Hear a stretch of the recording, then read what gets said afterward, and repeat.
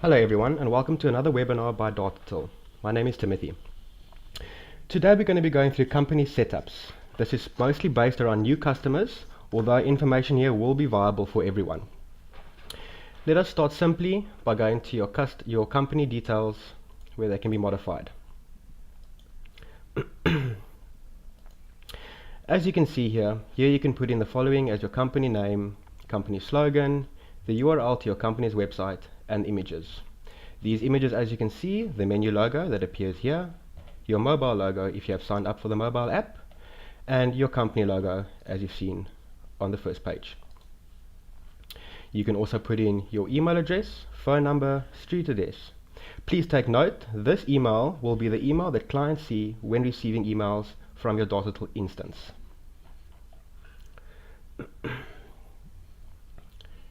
Next, we'll be moving over to accounting integration and payment gateways. This accounting integration will happen when you use Sage 1. As you can see here, you will insert your Sage 1 username, your Sage 1 password. If everything's been created correctly from Sage 1 side, your company's ID will be generated here, and you will be connected to Sage 1. The steps down here all consist of the following: the force sync, resync of products, pull customers, pull items, sync item categories, sync analysis codes, sync accounts, sync tax rates, and test API. These are all to do with your Sage 1 integration. On to payment gateways. As you can see, here are multiple gateways that you can take function of: PayFast, Sage Pay, VCS, PayPal, recurring credit card processing gateway settings. These can be selected and enabled. As you can see, depending on what your company uses, you will insert the information for that specific gateway. As you can see, they all vary, but it will be up to your company to obtain this information and insert it correctly for gateways to function at 100%. Let us move on to SMTP settings. These SMTP settings are the main server settings for your DataTill to send out emails. This is the demo I am using, so it's containing the demo information. As you can see here, we'll put in your SMTP host name, your SMTP server port, your SMTP username, and your SMTP password for your server. A lot of the new clients will receive this information as the starting information to send out reset emails, although it is highly advised to immediately change this once the system becomes live, so that emails send and track correctly from your SMTP server. We will also go on to SMS gateways. As you can see, I've gone under setup, notification, tons of notification settings here which you can have a look through, but I won't be touching these that much. Down at the bottom you have your choice of your SMS gateway. Once again, there are multiple choices here. Depending on what your company chooses, you will select the one accordingly and input the information there and just update. This will allow your company to send SMSs through DataTill. Let us move on to system backups. System backups are extremely important for your DataTill. The first are the normal backup settings. Backups enabled. This can be put off, although DataTill strongly does not recommend this being turned off. Backup working location. This folder is the temporary folder on the DataTill server. You need to please make sure this folder is viable and existent. As you can see, if I put in a folder that does not exist, it will show you an X. Once again, you can select different methods when you want to do your backups.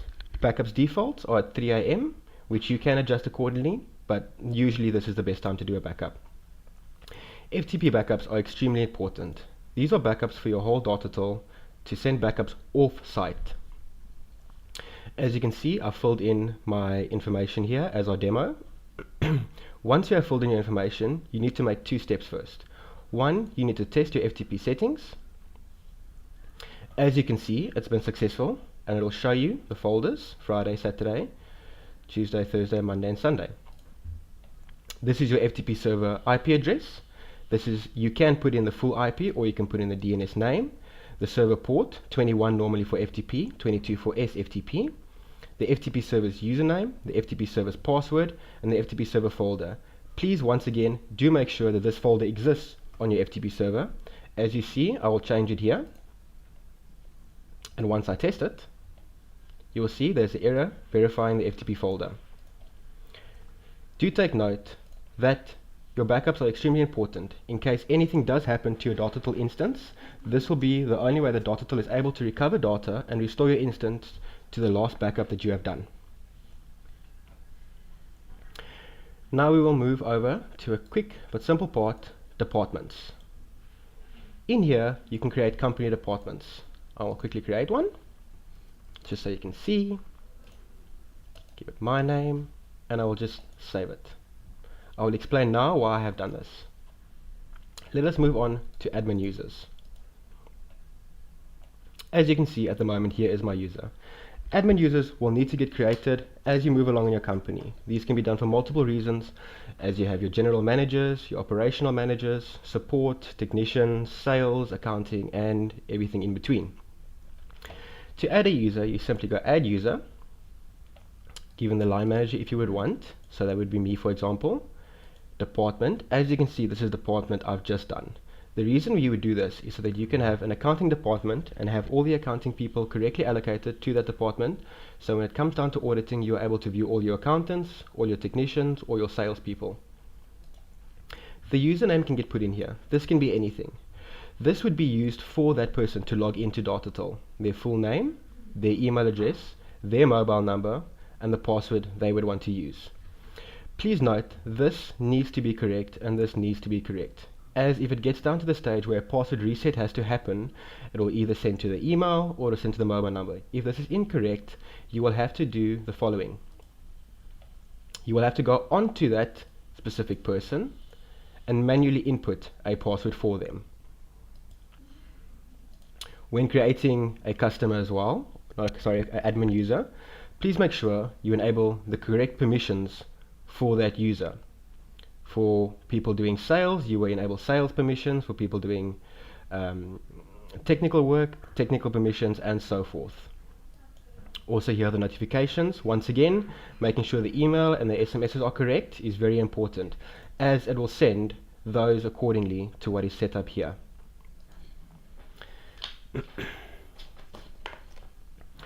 Now we move over to help desk.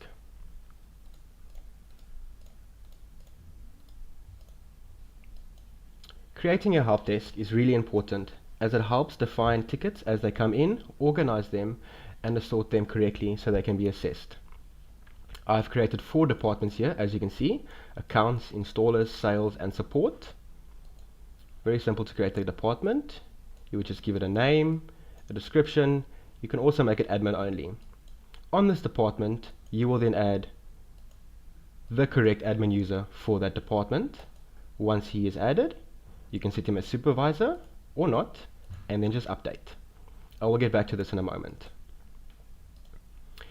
Over here are your help desk ticket categories. As you can see, here are some already created: account inquiry, client request, desktop support. The reason these are important is when you go back here under your help desk department, for example, if I go to accounts and I would go link categories, I will be able to link a category to this department so that your accounting staff do not mix with your technical support. We will go back to this in a short while to see how further this helps. Over here you can create ticket reasons. These are very simple to make as a group and a title. The reason for these is when a ticket comes in, you can then give them a reason to say it was a sales payment, or account complaint, or technical router fault. Let us move on to mailbox scraping. I have added a scraper here already. It is not active at the moment, as this is the actual live scraper, but I will show you the process nonetheless. When you add the scraper, you will see the following: your mailbox title. This can be anything, although it is better to have it set as support or accounts and so forth. Your POP3 or IMAP URL, your port for that POP3 or IMAP URL, the username for this email scraper, the password, the type. SSL should be on for IMAPs most of the time, but dependent on how your server is set up, your email server.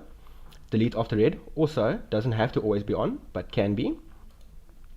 Action when unmatched is rather important. As this is for support, I will then be using create a ticket with no customer assigned. This will create a support ticket. Then again, if you would, for example, do a sales scraper, you would do the same, but then you would change it here. As you can see, generate help desk tickets, generate sales leads. Active being active, as it is not at the moment, I'll just leave that off. The start date of the scraper, the mailbox type, as I said, help desk for tickets, and sales lead for sales. Optimally, you will have more than one scraper, one being for support, one being for sales, one being for accounting, and so forth. As you can see, here is the default help desk ticket department. Those are the departments we created earlier. So for example, this is a support mailbox that creates a support ticket. I would like it to go to the support department. As I've only made one ticket category, it'll come in as email support. And I have not assigned a ticket user on the support, as I have assigned it to accounts. As you can see there, you can set a default ticket user. Once you have done all of this, you will go check, make sure that it's successful. If it is not successful, you will see an error at the bottom here, obtaining the information to why it would not be successful. You can then adjust accordingly and test again. Once it is checked and successful, simply update it, and there you have your scraper. Following that, once the scraper has been created, you can add mailbox scraping rules. Now these rules may vary. As you can see, you can name them. Match on email address, match on subject line, and then you have your following choices. Forward the mail, ignore the mail, delete the mail, or process the mail. You would use these, for example, if a company is sending a lot of emails in, but only certain subject lines would be necessary, as a sales request or a support request and such. So then you would process that mail on the subject line. Vice versa, you would then set a mail processing rule to block the rest from that email address specifically, under match on email address, but then the processed mails for subject line will be allowed through. And there we go. That is your basics for setting up your company from the get-go. I will wait a few minutes to see if there's any questions, and I will attend to them. Thank you.